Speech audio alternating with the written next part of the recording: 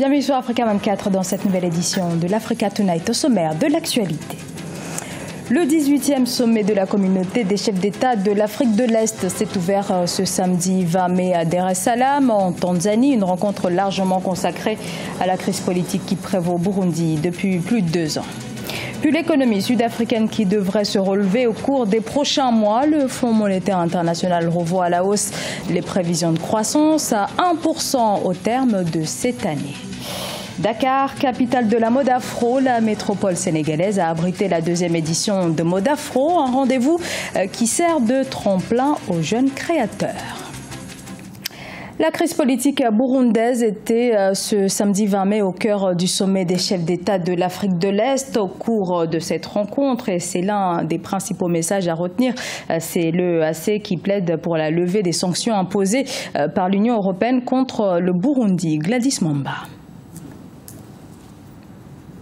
Il plaide en faveur du Burundi. Les présidents tanzaniens John Magufuli et ougandais Yoweri Museveni ont demandé la levée des sanctions de l'Union européenne contre le Burundi. C'était lors du 18e sommet ordinaire des chefs d'État et de gouvernement des pays de la communauté est-africaine le 20 mai à Dar es Salaam en Tanzanie. Un appel lancé devant les 4 autres pays membres de la communauté est-africaine, à savoir le Kenya, le Soudan du Sud, le Rwanda et le Burundi. C'est notre problème. Nous ne voulons pas que l'Union européenne prenne des mesures contre un État membre sans discussion avec nous. L'Europe devrait se concentrer sur ses propres problèmes, tels que le Brexit. En mars 2016, l'Union européenne, qui contribue à près de 20% au budget burundais, décidait de suspendre son aide financière. La situation économique burundaise s'enlise, notamment depuis fin avril 2017. Le pays serait confronté à une sévère pénurie de carburant qui affecterait la vie quotidienne des populations déjà touchées par l'inflation des denrées alimentaires. Un nouveau coup dur pour l'économie du pays, déjà affectée par une crise politique qui dure depuis plusieurs années, une situation à laquelle veulent mettre fin les 2 chefs d'État. La situation politique au Burundi affecte fortement les pays de la région. Ces sanctions qui sont des pressions pour que le régime de Bujumbura accepte la négociation avec son opposition touchent en premier lieu, bien entendu, les citoyens. Mais en même temps, s'il n'y a pas des sanctions, des pressions extérieures contre ce régime, il ne peut pas y avoir la résolution de la crise burundaise. Le Burundi traverse une crise politique marquée par des violences depuis la réélection contestée du président Pierre Nkurunziza en 2015. Ces violences auraient conduit à l'exil de plus de 400 000 Burundais. L'économie sud-africaine, à présent, tous les voyants étaient au rouge ces derniers mois. Eh bien, bonne nouvelle, puisque pour les prochains mois, le FMI prévoit une légère accalmie avec une croissance qui devrait repartir à la hausse. Les précisions d'Idlet Mirabel-Bissou. En Afrique du Sud, le Fonds monétaire international a revu à la hausse les prévisions de croissance à 1% pour 2017.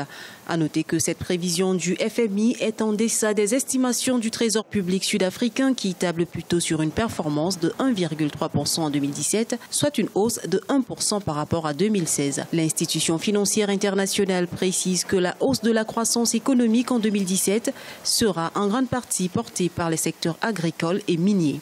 Nous avons revu à la hausse le taux de croissance cette année à 1%, principalement en raison de 2 facteurs. Le premier est lié à la reprise de la production agricole.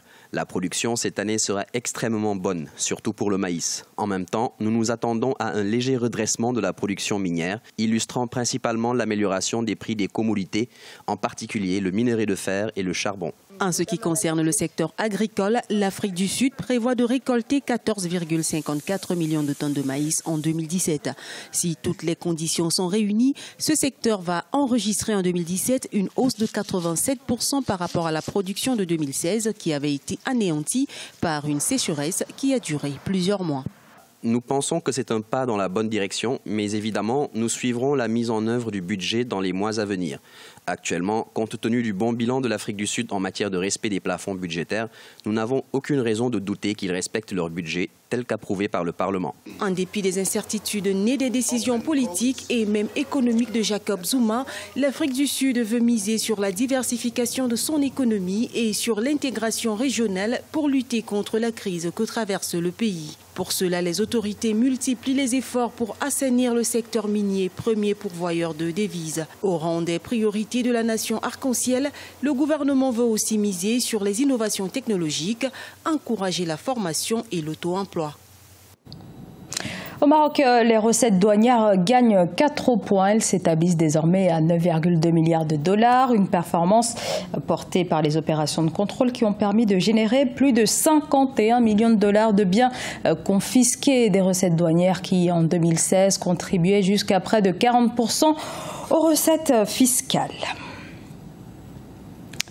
Au Gabon, le chef de l'État, Ali Bongo Ondimba, s'engage à faciliter l'accès à la nationalité gabonaise aux afro-descendants qui en exprimeraient le souhait. Avec cette décision, le président confirme la mise en œuvre de l'une des résolutions majeures de la déclaration de Libreville. Fanny Monichi. Le Gabon devient le premier pays à reconnaître un droit de retour aux descendants des déportés africains. L'annonce a été faite à l'issue d'un colloque organisé dans le cadre de la décennie des afro-descendants. Une cause proclamée par une résolution des Nations Unies en 2014. Cela donne l'occasion à des personnes dont des ancêtres communs avaient été brutalement séparés, de reconstituer ces identités jadis éparpillées au gré d'une histoire, hélas, bien souvent douloureuse. Le Gabon entend accomplir sa part du devoir de mémoire et de solidarité en faveur de toutes les victimes du déni de l'humanité. Dans la déclaration de Libreville publiée au terme de ce colloque, le président gabonais Ali Bongo Ondimba s'est engagé à réviser le code de la nationalité. Une disposition spécifique sera introduite afin de faciliter l'accès à la nationalité gabonaise aux afro-descendants qui en exprimeraient le besoin. Une mesure forte de ce pays dont la capitale, Libreville, doit son nom à la libération des esclaves sur la côte suite à l'abolition de l'esclavage dans les années 1800. Vous savez ce que signifie le nom de la capitale du Gabon? C'est Libreville. C'est la ville qui était déjà appelée à prendre encore, ou à acquérir les afro-descendants, dès le départ, tout comme le Libéria à l'époque. Donc c'était une volonté des panafricanistes de voir le retour des Africains américains compte tenu de ce qu'ils souffraient aux Amériques. Les Nations Unies estiment à 300 millions le nombre d'afro-descendants dans le monde, essentiellement en Amérique, aux Antilles et au Brésil. La décennie internationale des personnes d'ascendance africaine se poursuit jusqu'en 2024. L'initiative vise à reconnaître un groupe dont les droits humains doivent être promus et protégés. Camerounais, Centrafricains, bien d'autres encore, ils étaient présents à Dakar pour célébrer la mode africaine. Mode Afro, c'est la 2e édition. Elle s'est donc tenue ce samedi 20 mai. Des jeunes stylistes ont présenté leur création, peut-être celle qu'on verra prochainement portée dans les rues des grandes villes du continent. Deogracias Podo. Les jeunes créateurs de mode africains entendent célébrer davantage la richesse du patrimoine culturel de leur continent. C'est à Dakar qu'ils se sont retrouvés samedi 20 mai pour l'édition 2017 de Mode Afro. Depuis 2 ans, cet événement initié par le styliste burkinabé Salif Compaoré, alias Salif C, rassemble des centaines de passionnés de mode autour d'un podium de défilé. Mode Afro, nous sommes à la 2e édition. La première édition, c'était l'année dernière. Donc l'idée, c'est vraiment, c'est-à-dire nous, à l'international, de valoriser notre mode africaine, que partout dans le monde, que la mode africaine soit appréciée, parce que nous avons beaucoup de couleurs qui sont bien, nous avons beaucoup de touches africaines qui sont bien. Donc Mode Afro, ça parle un peu de tout, de cette ambiance, de ce boulot que battent les Africains, les créateurs africains et tout. Plusieurs créateurs, designers, mannequins et autres acteurs du domaine de la mode partagent le projet initié par Salif C. La 2e édition de Mode Afro était placée sous le thème « Émergence, intégration et créativité ». L'occasion de mettre particulièrement en lumière le talent des créateurs de la diaspora africaine. Un projet auquel adhèrent également plusieurs personnalités, dont l'ambassadeur du Burkina Faso au Sénégal. Je reviens du Portugal. Je suis venue soutenir Salif C Création qui a eu la gentillesse de m'inviter pour la mode afro. Donc je reprends du présent. Et puis comme c'est un ami aussi, et c'est quelqu'un qui travaille très bien, j'aime tout ce qu'il fait. Donc ça m'a permis aussi de venir au Sénégal et participer à ce défilé. Entre pagne, soie, bogolan, donfani et autres matières aux origines et aux couleurs africaines, les participants ont pour la plupart exprimé leur satisfecit au vu des différentes collections. Un événement de plus pour célébrer l'Afrique et ses talents. Les créateurs sur cette deuxième édition de Mode Afro étaient venus de plusieurs pays africains, mais également de la France, du Portugal et des États-Unis.